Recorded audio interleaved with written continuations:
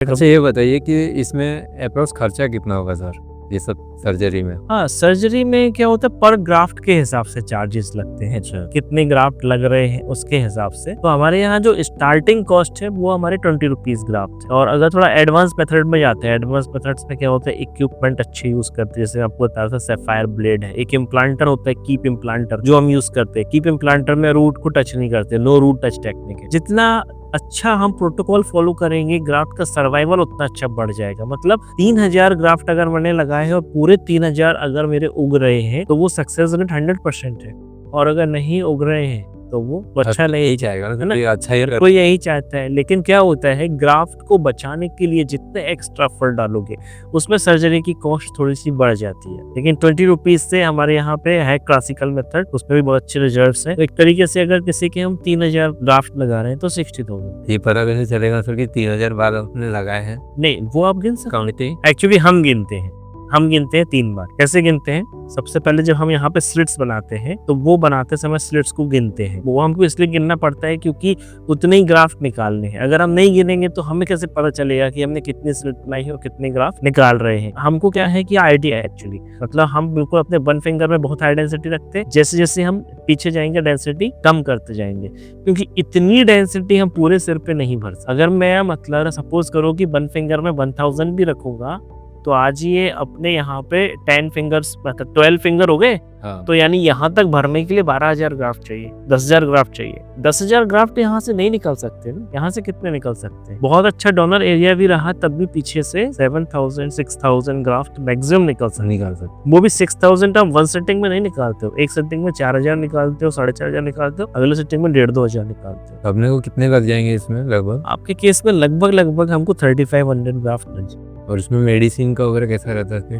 Surgery के time पे जो भी मेडिसिन यूज होने वाली लिक्विड सॉल्यूशंस कुछ भी, उसमें हम कोई पेशेंट से एक्स्ट्रा पैसा नहीं लेते हैं कभी। हम सिर्फ आफ्टर सर्जरी जो एंटीबायोटिक है उसका अप्रोक्सीमेटली 1,000 रुपए की मेडिसिन है। और फिर उसके बाद जो मल्टीविटामिन सप्लीमेंट या कुछ फिनोक्सिडियल सॉल्यूशन वगैरह हम देते हैं हेयर ट्रांसप्लांट के बाद, वो भी 1,000 1200 1,500 रुपए महीने का 1,500 के अंदर ही रहता है। और जैसे आप बताइए कि हमें विजिट करना पड़ता है हर 1 महीने में 2 महीने में, तो उसका क्या चार्जेस होता है? क्या किन्हें बुलाया जाए? हमारा जो पेशेंट जिसने हेयर ट्रांसप्लांट किया है उनसे हम अप्रोक्सीमेटली 1 ईयर तक कोई कंसल्टेशन फीस नहीं लेते। जब तक उनका रिजल्ट पूरा आ जाता है वो आ सकते हैं मतलब हमारे पास कभी भी मिलने, उनसे हम फीस नहीं चार्ज। उनको बुलाया इसलिए जाता है कि हेयर की ग्रोथ सही से हो रही है या नहीं वो देखने के लिए। दूसरा एक PRP करके प्रोसीजर होता है जिसको हम प्लेटलेट रिच प्लाज्मा बोलते हैं। उसमें हम पेशेंट का ब्लड लेते हैं, ब्लड से सेंट्रीफ्यूज मशीन की हेल्प से हम के अंदर जो ये अपने ग्रोथ फैक्टर्स है उनको सेपरेट करके उसके इंजेक्शंस को लगाते हैं बालों की जड़ों। तो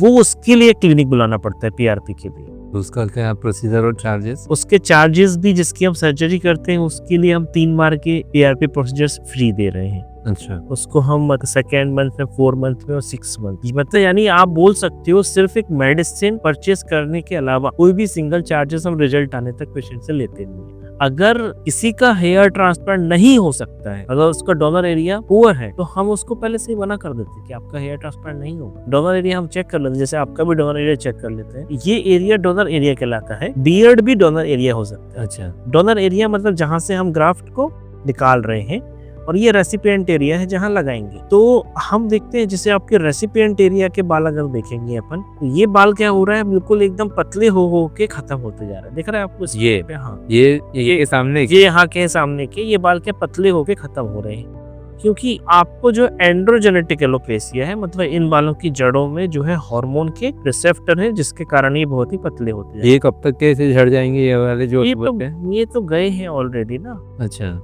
झड़ने की बजाय ये मिनिचराइज होके खत्म हो जाते हैं। यहीं पे अगर मैं आपका जो है फोटो डोनर एरिया के देखूं जहां से हम ग्राफ्ट लेने वाले हैं, तो आप देखिए यहाँ के बाल, आप यहाँ के जाड़े दिख रहे हैं, जड़े कितना डिफरेंस है।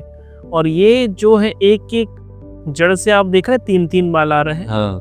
कोई एक जड़ पकड़ते हैं हम, उसमें देखते हैं कितने बाल दिख रहे हैं। ये वाली जड़, हाँ, 3 दिख रहे हैं। हाँ, तो ये इसको एक ग्राफ्ट बोलते हैं।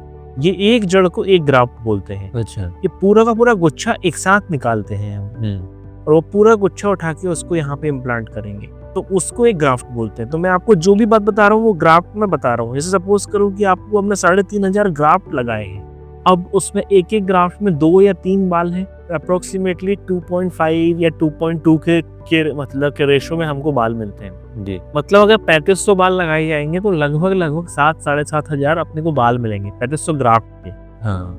बाल मैं आपको बोल रहा हूँ। इससे here is a different thing, हम बात कर रहे हैं ग्राफ्ट। एक ग्राफ्ट से 2-2, 3-3 बाल मिलते हैं। और कोई डाउट है आपको? बाकी तो कोई डाउट नहीं, जितने मुझे डाउट थे वो तो मैंने आपसे पूछ ही लिया। जो भी डाउट रहता है आपके व्यूअर्स को, आपके सब्सक्राइबर को, फॉलोअर्स को, वो अगर आपके यहाँ कमेंट सेक्शन में बताते हैं, आप जब भी आते हैं मेरे पास नेक्स्ट टाइम तो आप वो क्वेश्चन लेके आइएगा, अपन ऐसे इस तरीके से क्वेश्चन आंसर सेशंस करेंगे। ठीक है सर, देखते हैं। ठीक और बहुत जल्दी कराता हूँ। प्लान करो आप, आपको कुछ भी और डाउट होता है तो आप पूछो, हम बताएंगे आप। ठीक है ना सर, थैंक यू सर।